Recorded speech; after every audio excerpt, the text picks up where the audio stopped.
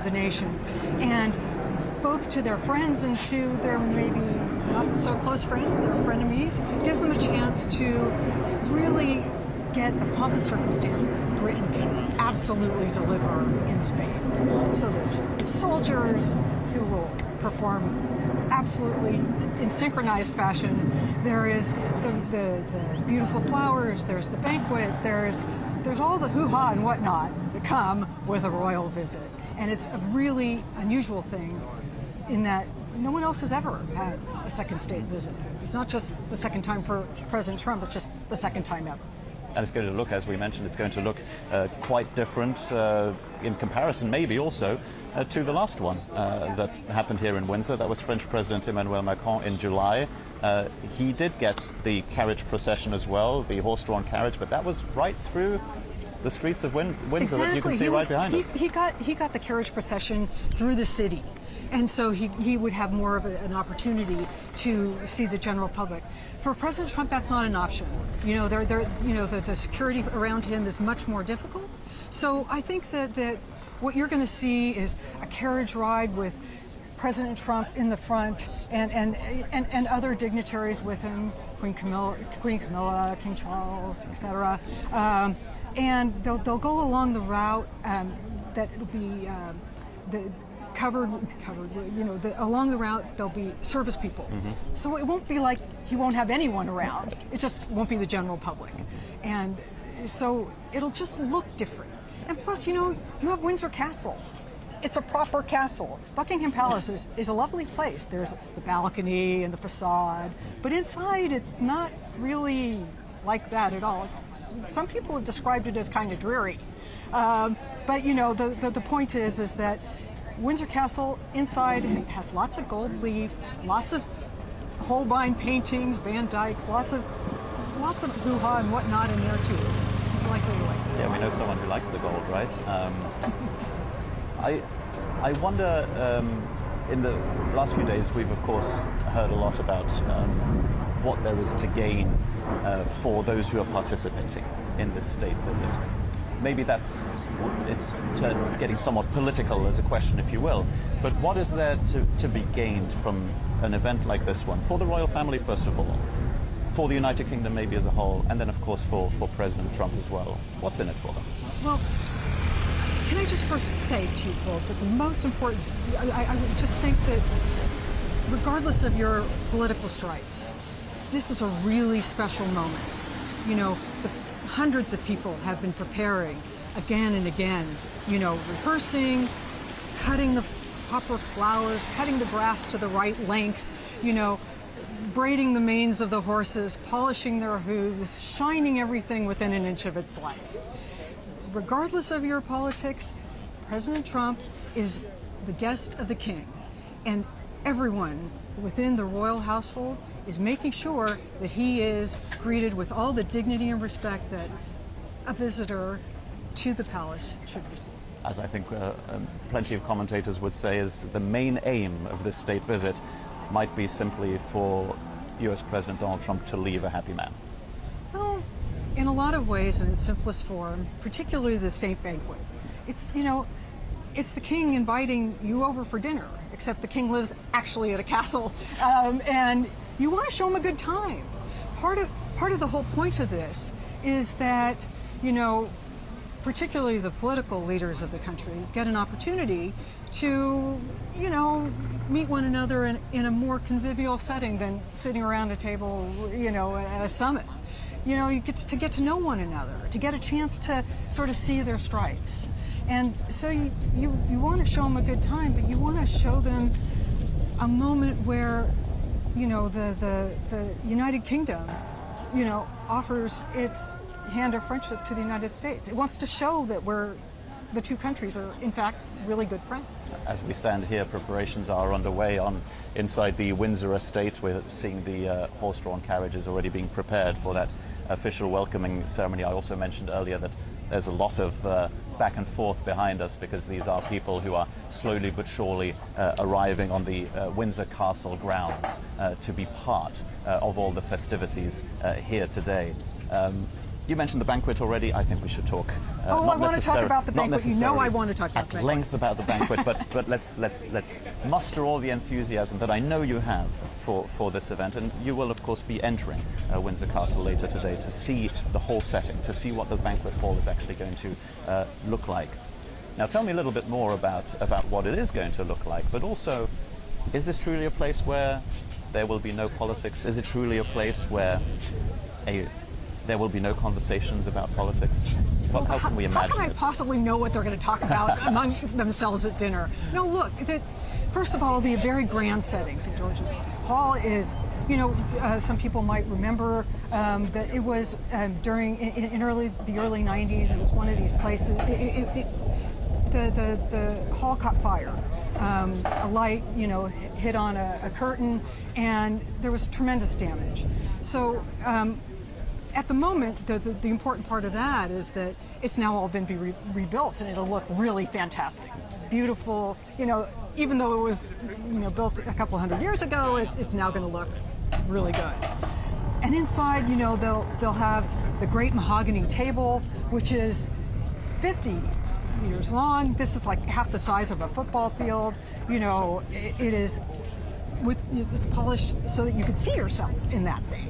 Okay, now then there's the table itself. I mean the setting itself, which takes 5 full days to prepare, because there's so many things you need to put on this table. And the silver is 200 years old. The flowers will be beautiful, and there is so much to say about just how really hard everyone's going to work to make sure that everything looks good. And there'll be a lot of people. There are 160 people. 160 people at this table. I mean, it's not like you could talk to someone on the other side. The royals will be sprinkled in among the guests. And then, of course, there's the tiaras. Everyone at the office is tired of me talking about the tiaras, but I will talk about them anyway. We want to know about it. I think so. Everyone wants to talk about the tiaras. Anyway, it'll look spectacular. The tiaras are important because they're generally precious stones. They'll, diamonds, emeralds, rubies, everything you could possibly imagine. The female royals will generally wear the tiaras, and you will find the reflection of those in the candlelight. It's just guaranteed to look absolutely stunning. And of course, the dresses will be, not Technicolor ballroom, but to the floor with decorations and sashes, and it'll just look wonderful. That's later tonight. Right now, as we speak, you're seeing images of Marine One that is taken off from central London, from Regent's Park.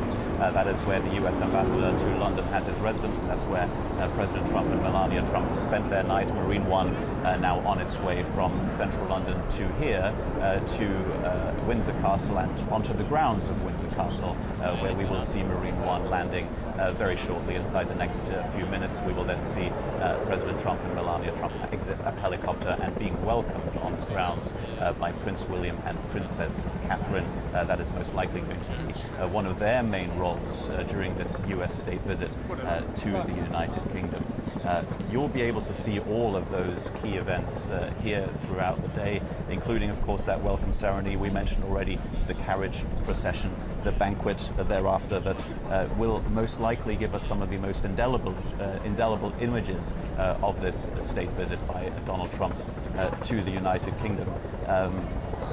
I wanted to ask you just a little something about the things that could go wrong, because things can go wrong. They might be little things. They might be just a little gaffe here or there, a little thing that goes against royal etiquette. Not that we're expecting this to happen, but when we go back to the last state visit by President Trump, there was a moment, wasn't there, that we do remember for being something that he did ever so slightly wrong. Oh, come on, Philip. What could go wrong? Come on. No, basically, the monarch invites the guests to, review the honor guard. There's going to be a large honor guard to greet the American president. And what happened was Queen Elizabeth, sort of gestured delicately that it was the moment for the president to go forward and to review the troops.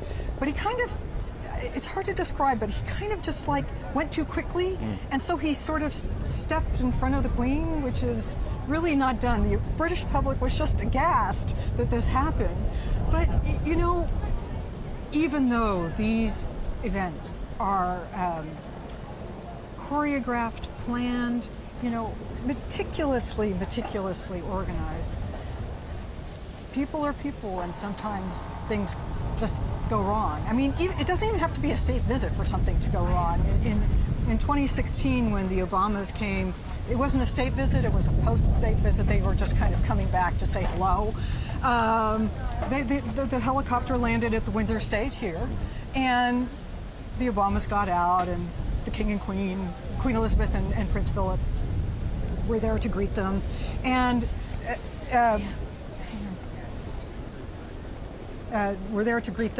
and there was just this moment where they're going back to the Range Rover, and Prince Philip gets into the driver's seat, and the Secret Service is at that point aghast because they're the ones who drive the president around.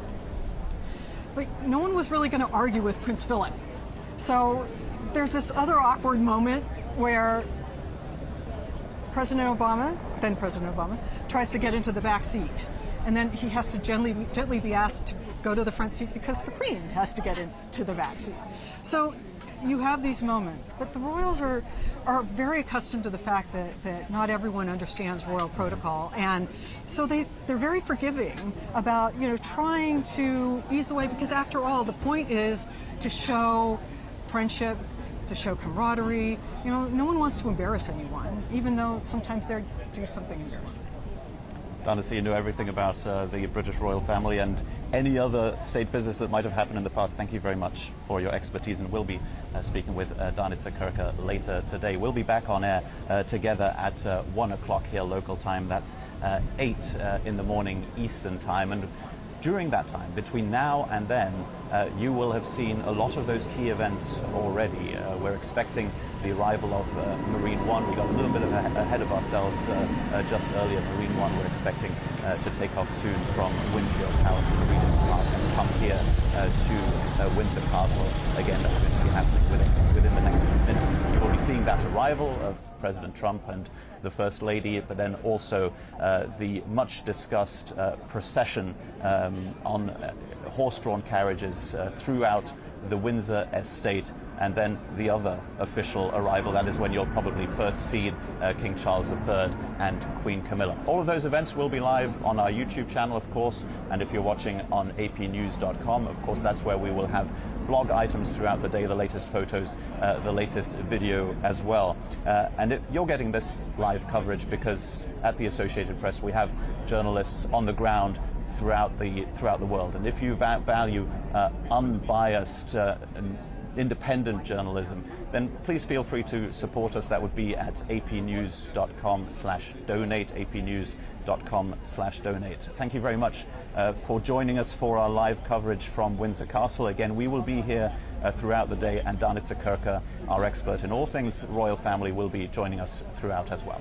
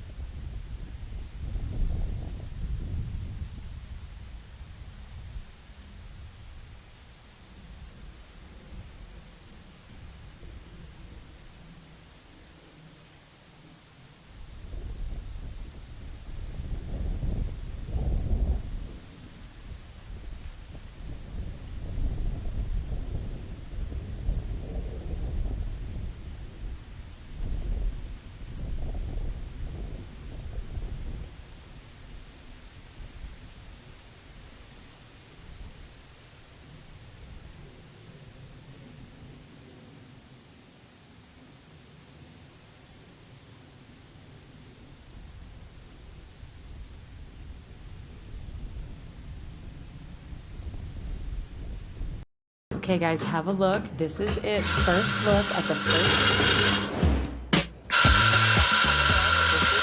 first look at the first edition. Sounds great.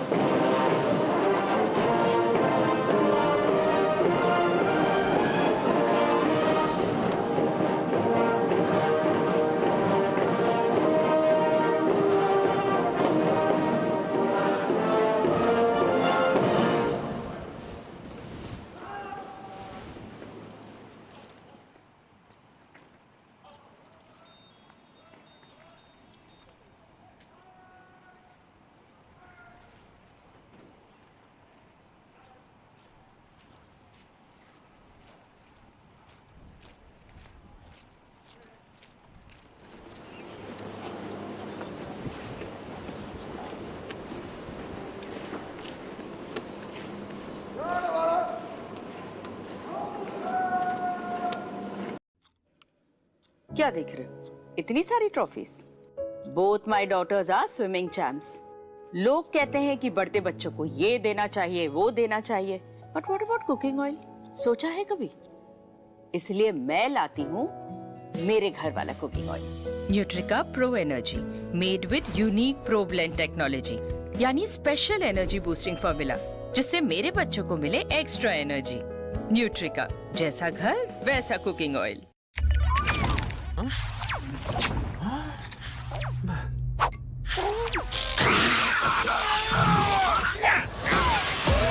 Reach your impossible. Lenovo Legion.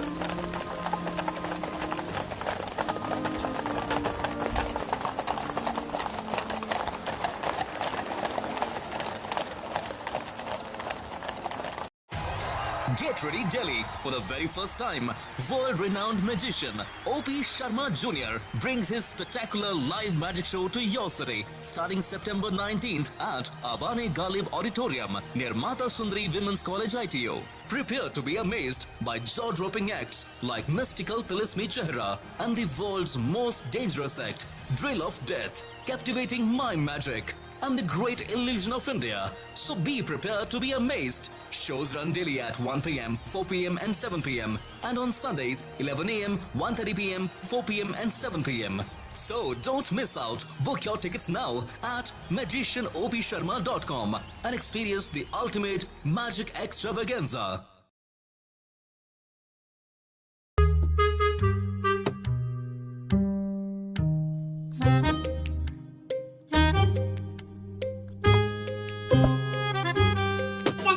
Size देख के जज किया ना? Think again. Amrin Power Minis. Power banks, but make it small.